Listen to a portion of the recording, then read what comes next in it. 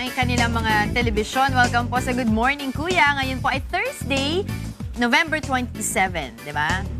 Okay, sa mga gusto pong sumali sa aming talakayan, mga discussions, pwede po kayong magpadala ng inyong mga mensahe, comments, suggestions sa aming text line at social media accounts sa inyong makikita sa inyong TV screen. So, sakto. At bukas din po ang ating mga linya tulad po ng sinasabi parati sa atin ni Kuya Daniel. Yung ating pong telephone lines para po sa mga tanong yung legal, medical, and any other questions na kaya namin sagutin. Ang aming pong telephone number ay 442-6256, 442-6257. Ting! This time naman po, alamin po natin kung sino... Sino?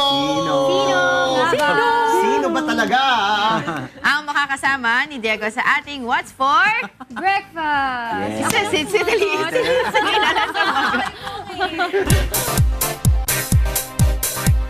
Si Guillermo Ramos ay isang award-winning visual artist, book designer at food writer. Siya ay produkto ng UST College of Architecture and Fine Arts, Asian Institute of Management at ng International School of Culinary Arts and Hotel Management. Siya rin ay founding staff member ng Museo ng Kalinangang Pilipino ng Cultural Center of the Philippines at founding faculty member naman ng Philippine Center for Creative Imaging. Nakapagpatayo na rin siya ng kanyang sariling design studio at nakapagpalathala ng iba't ibang libro patungkol sa culinary arts. Ngayong umaga, ating makasama ang two-time Doreen Fernandez Food Writing Awardee at Caviteño Food Advocate na si Ige Ramos upang hainan tayo ng isang katakam-takam na almusal. Kaya naman mga asangbahay, sama-sama natin siyang tanungin ng What's for Breakfast? Yan, good morning dyan sa inyo sa studio and good morning to Mr. Ige Ramos. Hello, good morning, and of Diego. course, those in the industry of in culinary arts would know Mr. Ige Ramos, of course. I've encountered a lot of ways that to cook adobo. There are Yes. 1,001 ways. Oh, marami But talaga. honestly speaking, no, first time I would have encountered what you call Adobong Pula Binalot. Sir, could Correct. you walk us through what is Okay. Adobong Pula? Basically, yung adobong pula, ang difference ng adobong pula is the use of achwete. But we still use the same old trinity of adobo, which Okay. is Of course, garlic. bawang, and then paminta, buo, and then you have the laurel, no? Ito Yes. yung what makes it adobo. And I see you have Bizcocho. bizcocho. Okay, what- this is the sweet bizcocho. Okay. Para maging malapot yung sauce niya, lalagyan mo ng bizcocho.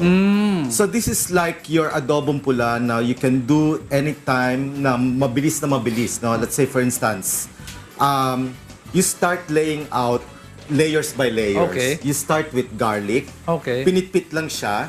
Okay. Tapos with skin on, and then ilalagay Ito mo siya pa. sa pinakailalim, no? So, skin Pinakailalim. on. Skin on. Skin on. You know why? Para hindi masunog.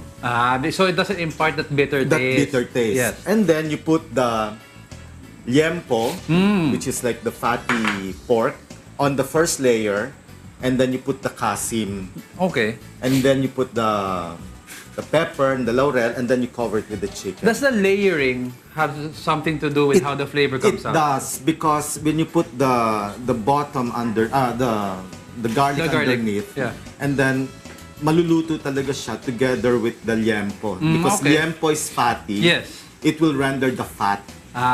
So you get not really the but you get the flavor of the liempo. the Okay. liempo, and then at the same time it gets very moist, no? Yes. And then you have like yung ratio is 1:2. Okay. So you have like 1 part of patis and 2 parts of suka. So that was interesting. No? You said you used patis. Oh, The flavor is better. the flavor is better, it's richer, it has that umami-ness in it, yung fifth So it's a taste. full-bodied adobo. Full-bodied, and then even if you don't really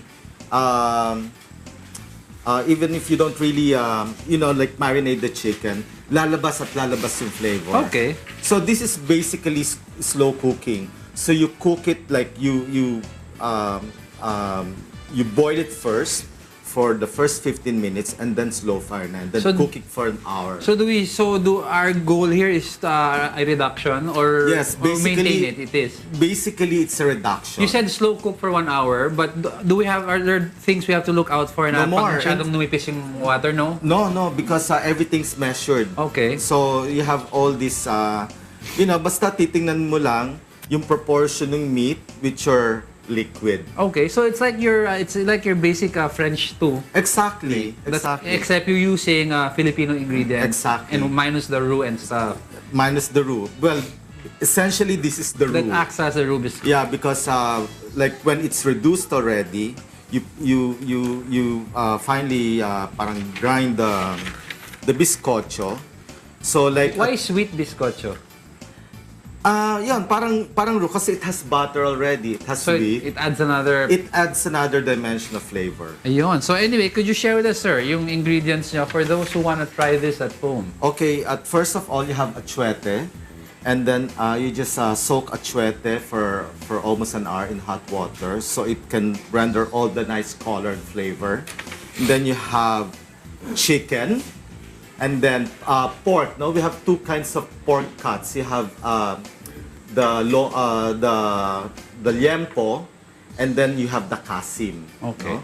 And then if you don't like kasim, kasi kasim's kind of fatty, Yeah. you can use lomo. Okay. But cut it in like thick, like 1.5-inch square. Parang cubes. Oo, parang cube siya, Okay. no? And then of course you have the trinity of the adobo. You have the laurel, you have the pepper, and then you have the garlic. And of course, in Cavite, we have a special but not bagoong. Well, it's bagoong first, but it's actually a distilled patis from alamang.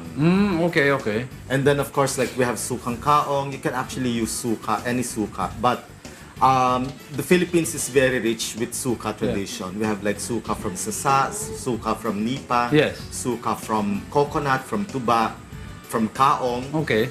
And you know, like you can actually experiment with the different Kinds. sukas available in the country. Okay. No? So, actually, what I wanted to discuss, yung mga malapit ng mamatay na traditions. Kasi in Cavite, it's a farming and fishing province, Yes. no, in the past, no. So we're blessed with sea and land and everything, no. So before, you have this called yung mga farmers at 4 o'clock in the Yeah. morning, the wives would cook. Napaka-sexist na wives, no. Yeah. But siguro mga farmers din, no. They would cook adobo, they would cook tapa. Okay. And then there's this thing called bugong. No? This is a bugong. This is a bugong. Yeah, bugong is actually you wrap everything in banana leaves. Okay. So essentially what you have here, this is already our finished product. So Wow. so yung bugong, essentially it's rice and then you have the adobo. And then merong itlog na maalat, merong Sticky rice? Do we use sticky? Not really. Not really. But you know what? It's a very good idea to use sticky rice. So para siyang matchang. Parang matchang It ang has labas. that like suman matchang variety, but it's savory, not sweet. Yes. And then what they do is they put a little salt and then wrap it and then put it in their bayong Yes. to go to the farm at okay. like 3 o'clock in the morning. So when it's ready, so you have like 2 to 3 layers of banana leaves. And then it's wrapped, and then when it's ready to eat, they eat it at like 6 o'clock with kapeng amadeo, with kapeng barako. And then, Wow. so it's really, like fortunately, this tradition still being continued by Binalot. Yes, So- of course. So this is like, kasi namamatay na yung tradition. But we'd like to try this kasi binalot is usually it's not done this way. No, but actually this is provided for us by Binalot. Ah, okay. Yes. Okay, so So- interesting. So you said what we have here is Adobong Pula Binalot or otherwise known as Adobong from Cavite, no? Cavite adobo. Cavite adobo. Actually, Cavite has very rich adobo tradition. You have adobong dilaw, which is with turmeric. Okay. And then adobong gata, which is Yung white adobo, yes. With adobo with suka only and gata ng nyog. Basically that particular gata is yung parang ano lang siya, parang siyang white sauce, Yes. no? And then there's adobong pula and then there's adobong itim. Ah, so Which is dami. like really, really seared chicken, like almost blackened. Seared before before Yeah, stewed. before cooking. Even the meat is seared. So our country is very rich with adobo. Isang manner of cooking lang.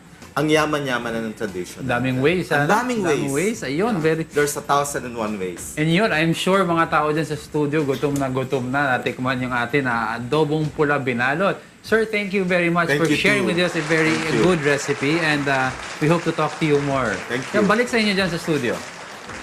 Yan, nakaka-excite naman yung almusal na yan. Bago yan, Jack. So, dalhin mo na yan dito para makakain na si Kong dahil gutom na siya. Ako lang? Sige huwag kang kumain ng adobo.